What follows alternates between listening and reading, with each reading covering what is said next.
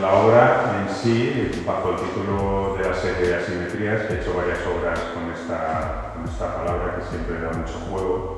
La palabra asimetría pues es un poco, es todo lo contrario de la simetría, y aquí bajo lo que es una estructura de madera y metal que son aparentemente simétricas, he lanzado un poco lo que es a mi modo de, pues este tipo de manos que a modo de un poco de reflejo de la sociedad, y he querido expresar ese sentimiento un poco pues muy ahora de actualidad, como es el tema de la polarización.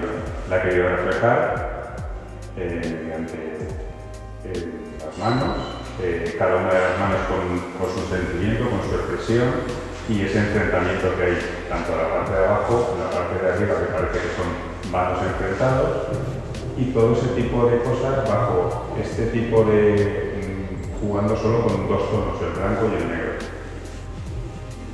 Mi idea, quería transmitir ese tipo de mensaje, ese tipo de...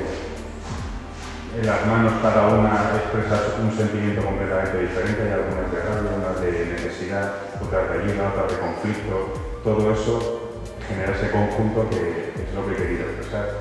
Viene de un certamen internacional. Este año se han presentado 289 obras de 37 países y solo seleccionan 29 obras.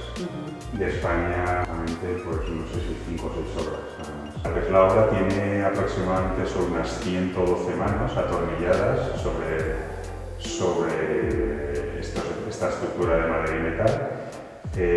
La cerámica es un gres porcelánico cocido a alta temperatura, tiene una temperatura de unos 1260-80 grados, 1280 aproximadamente, y luego al final esa parte brillante que se ve es una última cocción que se le da luego, que es una cubierta transparente, cerámica cocida a un poquito más baja temperatura, son unos 1000 grados. Entonces por eso tiene las manos brillan en la parte de arriba porque tienen un vidriado cerámico.